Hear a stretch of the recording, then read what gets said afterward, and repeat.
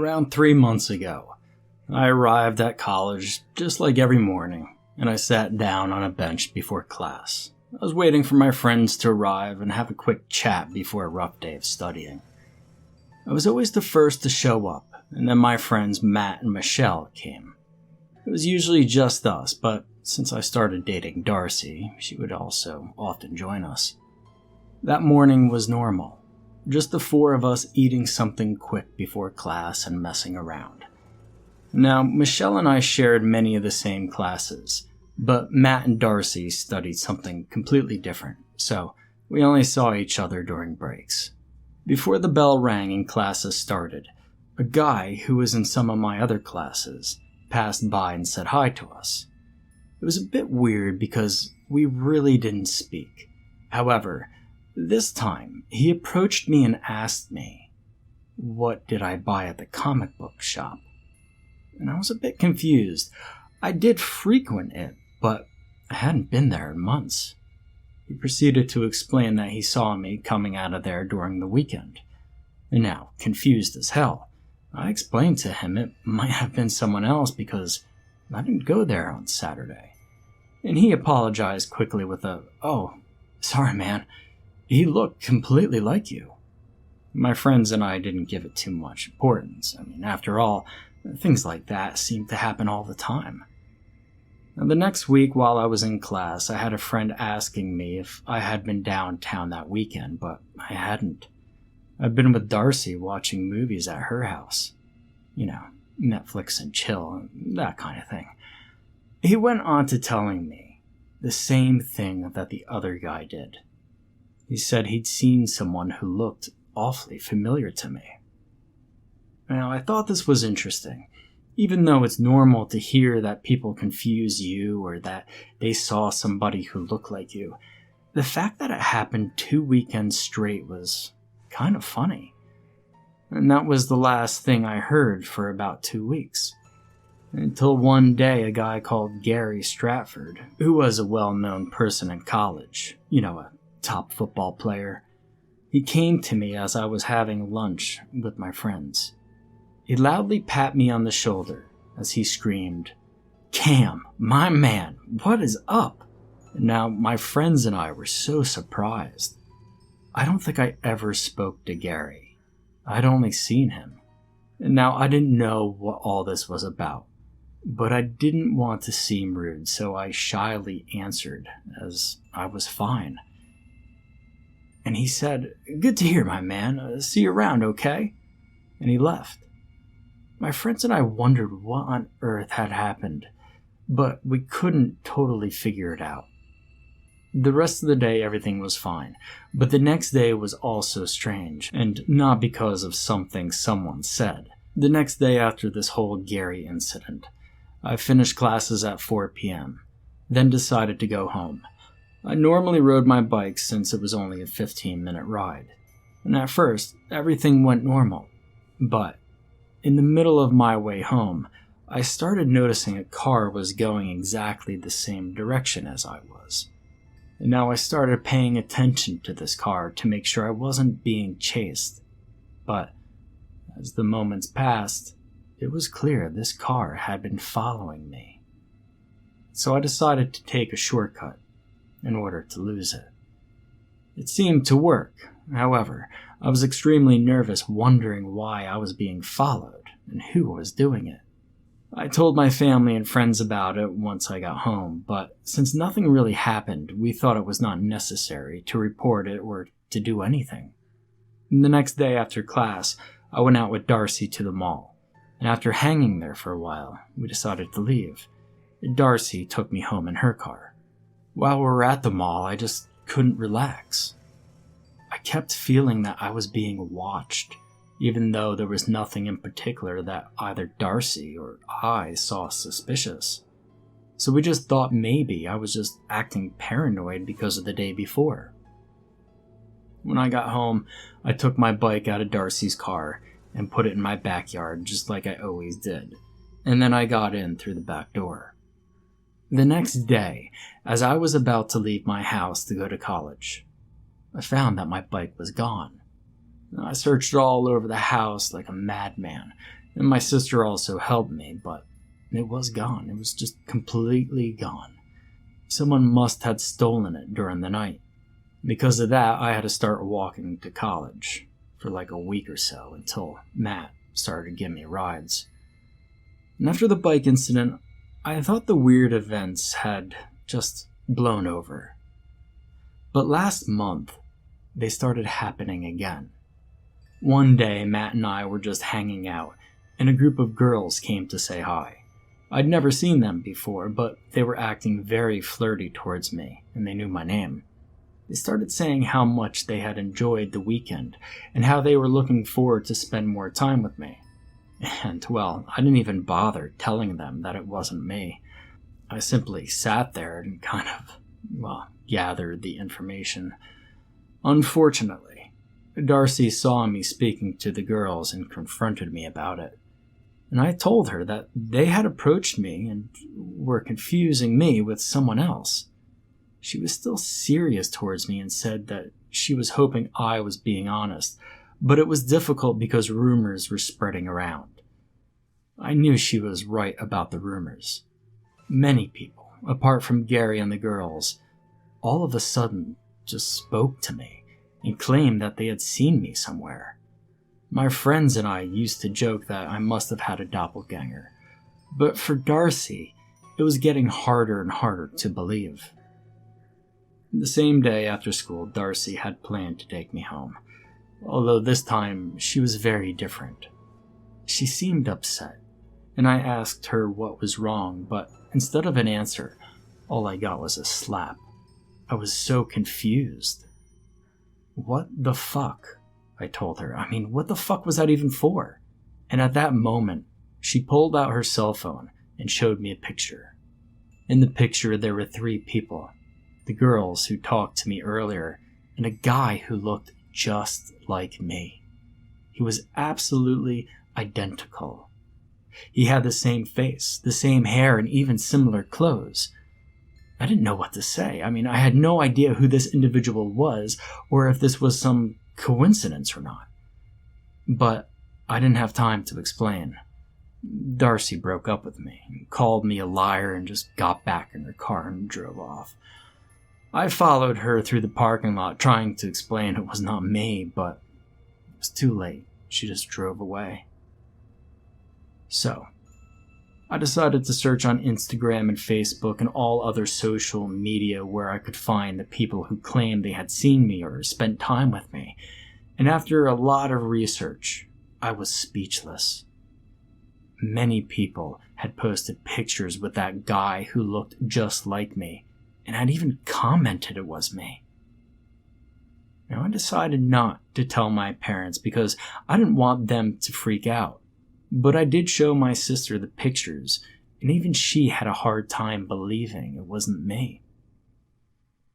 So my friends and I had been joking about doppelgangers, but I never imagined that he was going to be pretty much my clone. I looked online for information about doppelgangers, and something caught my attention. And this is what it was.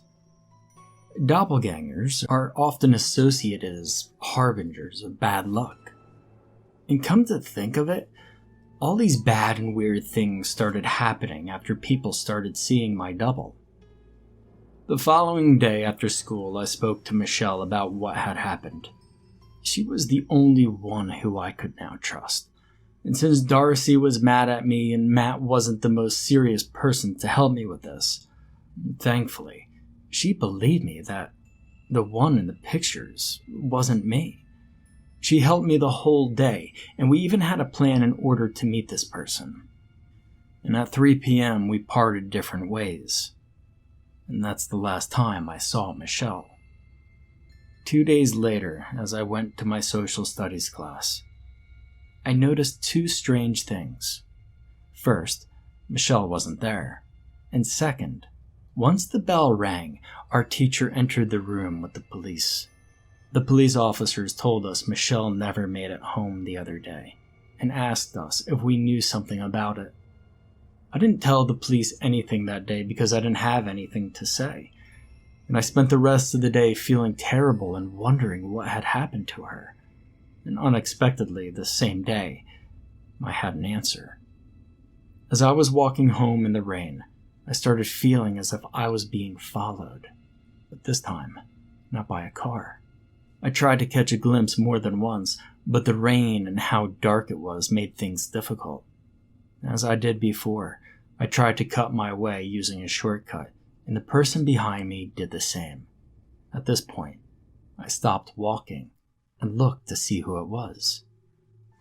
And imagine the infinite surprise I had when I saw him. The other me. He was less than 10 steps away from me, wearing almost the same outfit as me. I was so freaked out I felt weak. It was like a bad illusion. It felt as if I was looking into a mirror. I yelled at him, "Who are you?"